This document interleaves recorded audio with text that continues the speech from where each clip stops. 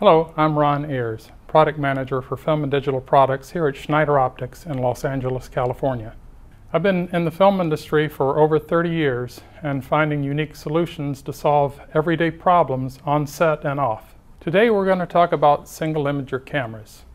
Most of these cameras have either a 4.3 or Super 35 imager and include cameras like the Red Mysterium, the Alexa, and also the higher end cameras like the Epic, which is a 8K camera, the Phantom F65, all will do 4K. And as I mentioned, the Alexa, the Red, and the new Sony F3 will also do 2K. Sony's F3 will also now do 444, which is not typical of most small cameras. Most small single imager cameras shoot 422 or 420. What is 422 and 420 and 444? Well, it has to do with color reproduction. 444 is the highest uncompressed image you can capture today.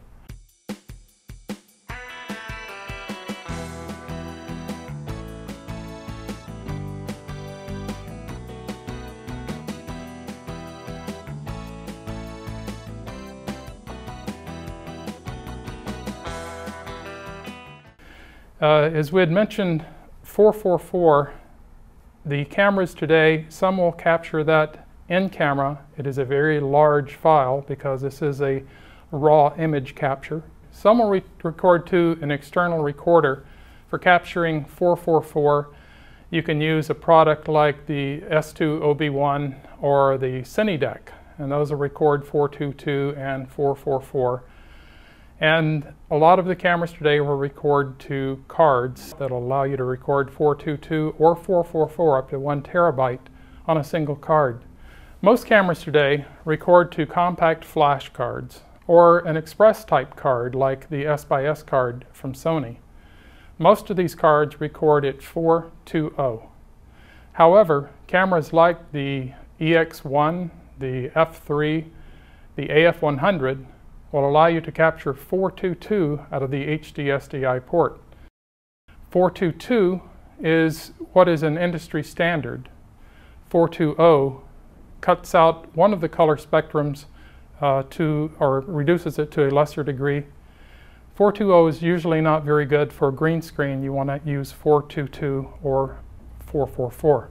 So all this is important to think about as you're composing your shot, if you're shooting on green screen or not, depending on what your final product is going to go out to, if it's going to go out for a small screen or a large screen. The more image or information that you have from the imager, if you're going out to a large screen, the better to avoid pixelation. So as we're talking about these mini cameras on the market today, the industry has recently seen a shift to the single imager cameras. Panasonic's AF100, for example, which is usually a 4.3 imager, the Sony F3, PMW F3, Super 35 imager, and the new FS100, also Super 35 imager. Imagers today in 3 imager cameras start at 1/4, 1/3, 1/2, and 2/3 typically. Large single imager cameras can be micro 4/3, 35, 35 Academy, Super 35, and the 35 still imager.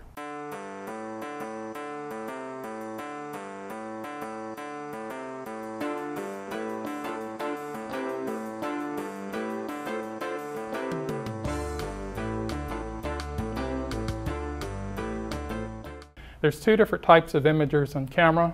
There's what's called a CCD, and there's CMOS.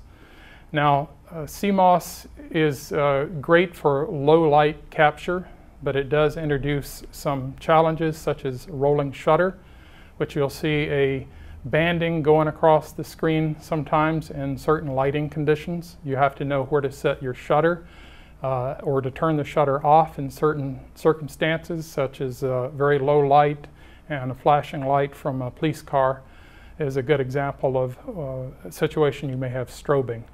So you want to be careful of that, but that's true of any CMOS imager camera. Now, a lot of the cameras today do use CMOS Some have more problems than others, but people are learning workarounds for them, and it's just become an industry standard now because of the low light capture. The Arri Alexa CMOS imager, the red CMOS, the Sony F3 is CMOS. However, the F35 and F65 are CCD. Now, why would you want to use a single imager camera versus a 3-imager camera? 3-imager cameras break up the color spectrum into red, green, and blue on each individual imager. What the single imager does is acts more like or emulates film, where it's capturing all of the data on a single imager.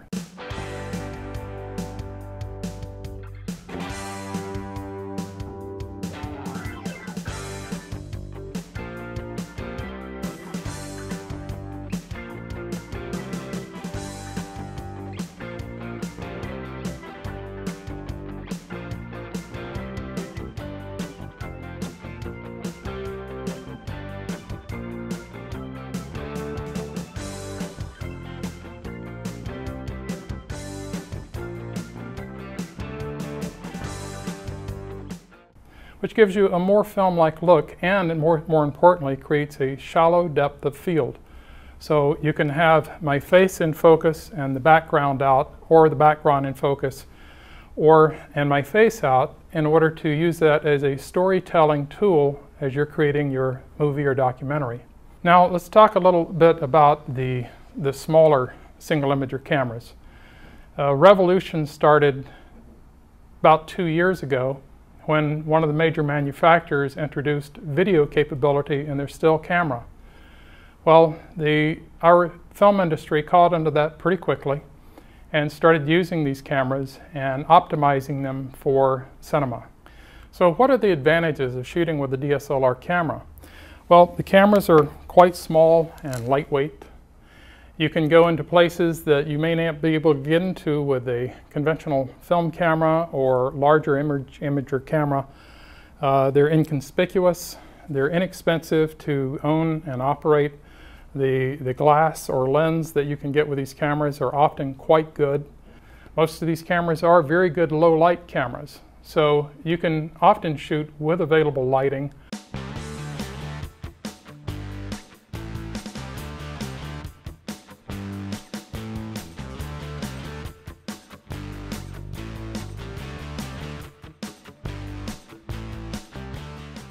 Lighting, of course, is the most important thing, and that's covered in DCT's Advanced Lighting Set course. It wasn't very long until people retrofitted the cameras to have a PL adapter, so that a lens other than the camera manufacturer's lens can be used to introduce the Cine-style lens that have a higher optical quality and are usually controlled and depth of field. They're called prime lens.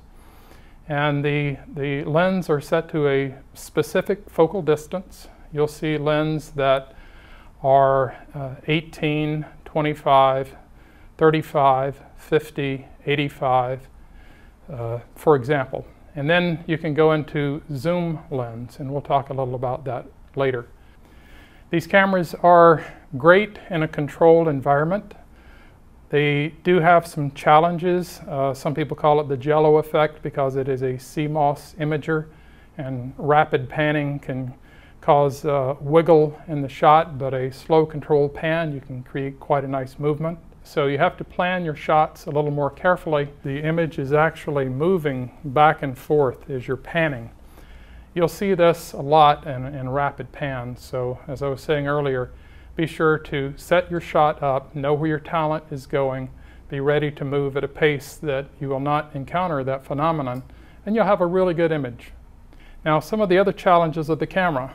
The codec, which is the language that all cameras use, the compress and decompress language that all cameras use. Every camera has a different codec, whether it's a MPEG or DVCPRO or H.264.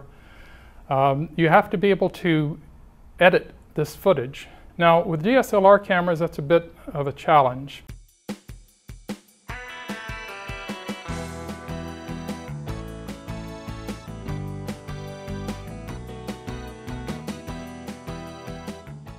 Another thing that professional cameras use, like an f3, AF100, VariCam, etc., is time code. What is time code?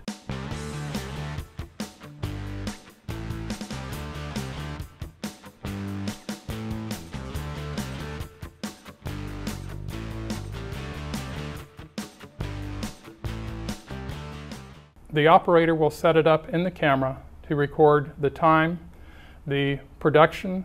They can record notes as to what scene it is, etc. Now, the time code is used to sync the video with the audio.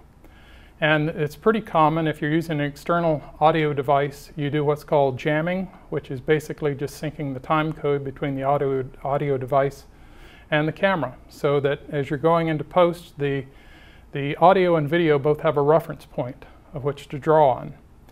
Now, with DSLR cameras, that's a bit of a challenge because the DSLR cameras do not have time code on board. So if you're going to use DSLR on set, you definitely want to use a slate or some other device so that you'll know when to start and stop in order to match up the audio. That can be a little more time consuming. You do want to be careful with breathing, though. What is breathing? Well, breathing happens in a zoom lens if you are trying to zoom at the same time you're focusing. Then the lens image will expand and contract, and that's called breathing. So you want to be sure not to zoom and try to focus as you're following the talent in your shot. So the further disadvantages of shooting with DSLR is the ability to focus. Not actually focus the lens, but to be able to see what you're focusing. Many of these cameras only have an output of 460 lines of resolution, which is insufficient when you're going out to a HD monitor in order to focus. So how can you focus? Well, if you're out of doors and the LCD becomes unviewable because of reflection, then you have to use an aftermarket product that will attach onto the LCD screen that'll act as a viewfinder, which will allow you to see the 16:9 aspect ratio of the screen and be able to see what you're shooting and focus properly. If you're holding the camera up to your face, then the camera has the ability to move, and you're looking usually at a smaller aspect ratio, so you're not seeing the full frame of that the camera is capturing. So for that reason, you really don't want to look through the viewfinder as your first choice. If you have no other choice, then that's where you're going to look to focus.